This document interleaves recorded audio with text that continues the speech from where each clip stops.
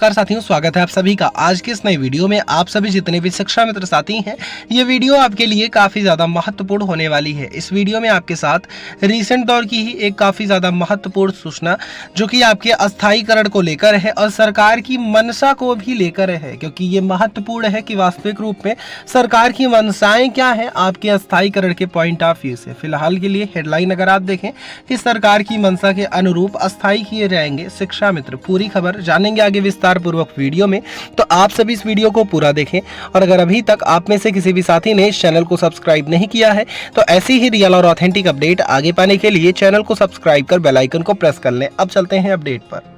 भला वाली बात है, अगर इनका अंत भला कर दें तो शायद सब भला हो जाए इनके लिए।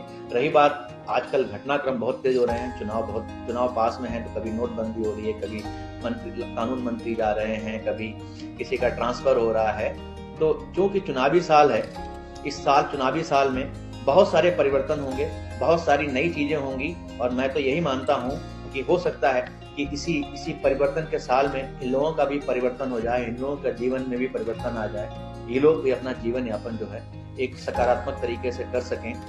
सरकार जो है 2024 की अगर तैयारी कर रही है, 2024 की तैयारी में इन लोगों का भी बहुत अहम योगदान है और उस योगदान की खातिर सरकार को चाहिए कि इन लोगों की समस्याओं का समाधान करे।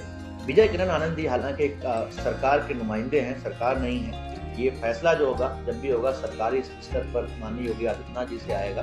पर मुझे लगता है कि जो भी फैसला आना है, जो भी होना है, उसका विजय किरण आनंद जी को बहुत अच्छा आइडिया रहेगा।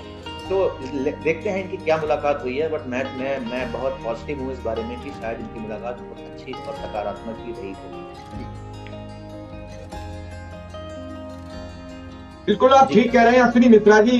बात तो वहीं आगे टिकती है कि मुलाकात और मुलाकातों का असर दिखना चाहिए, जो बात कहो उसका असर दिखना चाहिए। मुलाकातें तो जारी है, पिछले कई वर्षों से विजय किरण आनंद जी महानिदेशक हैं और उसके बाद उन्होंने इस विभाग में किसी भी कर्मचारी मतलब अनुदेशक शिक्षा मित्र के लिए कुछ नहीं किया। जब वो गोरखपुर के जिलाधिकारी बन गए तो अनुदेशक के 2000 रुपया बढ़े थे, उनके सामने न बढ़े न घटे। जब वो गोरखपुर पहुंच गए थे तो 2000 रुपया बढ़े। चुनाव था विधानसभा का, उन्हें गोरखपुर के जिले की जिम्मेदारी दी गई थी, उसके बाद पुनः फिर उसी पद पर तैनात कर दिए गए और फिर जिसकी फाइलें जहां पड़ी थी वहीं रोक दी गई। पता नहीं गलत कौन मैसेज दे रहा है, पता नहीं अधिकारी कुछ गलत समझा रहे हैं, मैं नहीं समझ पा रहा हूं। हमारे साथ पवन कुमार जी शिक्षा मित्र जुड़े हुए हैं। पवन कुमार जी, आप लगातार आज चर्चा कर रहे हो कि सुप्रीम कोर्ट जाऊंगा, सुप्रीम कोर्ट बात करूंगा, अनुदेशक जा चुका है, क्या शिक्षा मित्र भी अब सुप्रीम कोर्ट जाने की तैयारी में है? पवन जी, पवन कुमार,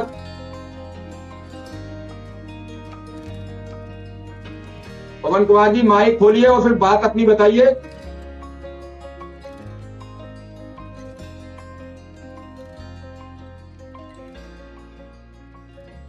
एक बार पुनः जुड़ जाइए, फिर शायद माइक खोले, पुनः जुड़िए, लीव करके दोबारा जुड़िए।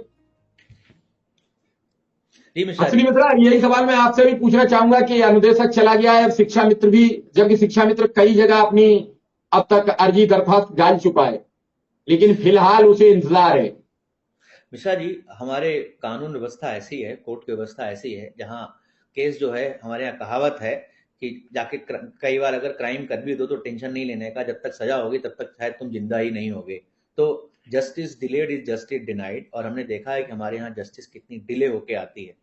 तो शिक्षा मित्र के पास पूरा अधिकार है, जा सकता है, कानून का जरिया भी है, पर मेरा ये मानना है कि वो बहुत लॉन्ग प्रोसेस है। हालांकि ये ऑलरेडी 20-22 साल से इंतजार कर रहे हैं, तो ये ऑलरेडी लॉन्ग प्रोसेस में ऑलरेडी घुस चुके हैं, पर फिर भी एक लॉन्ग प्रोसेस है।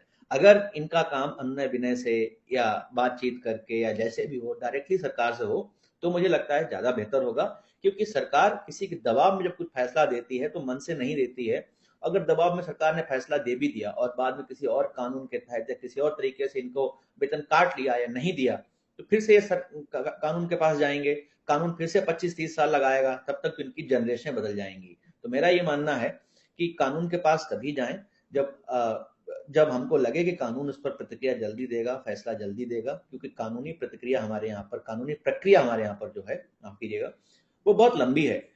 हमारे यहाँ पर बहुत आसान नहीं होता है केस को लड़ना, और वो भी सरकार के खिलाफ, जिसके पास सब कुछ है, सारे तंत्र हैं, सारी व्यवस्थाएं हैं, सारा पैसा है।